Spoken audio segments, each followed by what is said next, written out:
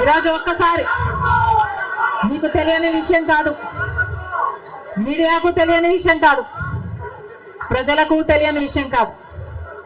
కానీ గత 5 సంవత్సరాలుగా ఆంధ్ర రాష్ట్రంలో యువజన శ్రామిక రైతు కాంగ్రెస్ పార్టీ అధికారంలో ఉంది. అంతకుముందు 5 సంవత్సరాలు తెలుగుదేశం పార్టీ అధికారంలో ఉంది. ఈ 10 సంవత్సరాలుగా రాష్ట్రంలో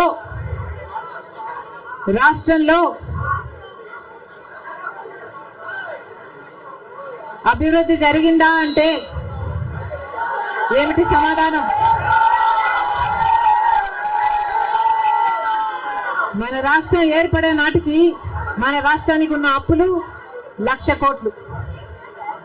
చంద్రబాబు గారు ముఖ్యమంత్రి అయిన 5 సంవత్సరాలకి ఆయన చేసిన అప్పులు 1,00,000 కోట్లు. ఆ తర్వాత వైసీపీ ముఖ్యమంత్రి జగన్ రెడ్డి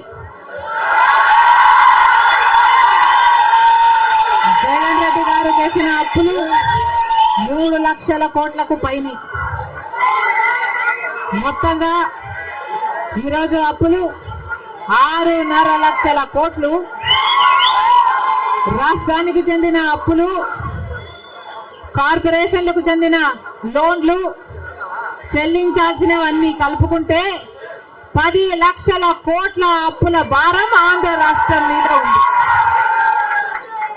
మరి ఇంత అప్పులు చేశారే, ఇన్ని డబ్బులు తెచ్చారే, మరి రాష్ట్రంలో ఏదైనా అభివృద్ధి జరిగిందా అని భూతద్దం పెట్టి చూసినా ఎక్కడా కనిపించదు. రాజధాని ఉందా? రాజధాని కట్టగలిగారా? రాజధాని కట్టడానికి డబ్బులు లేవు. కనీసం ఒక మెట్రో అయినా ఉందా? ఆంధ్ర రాష్ట్రంలో ఒక్క మెట్రో అయినా ఉందా? విజయవాడలో కనీసం ఒక్క మెట్రో అయినా ఉందా? ఎక్కడా లేదు, కనిపించదు. 10 సంవత్సరాలలో కనీసం 10 కొత్త పెద్ద పరిశ్రమలైనా వచ్చినాయా? రాలేదు. పరిశ్రమలు వస్తే మన బిడ్డలకు ఉద్యోగాలు వచ్చేవి. వచ్చినాయా మన బిడ్డలకు ఉద్యోగాలు? రాలేదు. కనీసం రోడ్లు వేసుకోవడానికి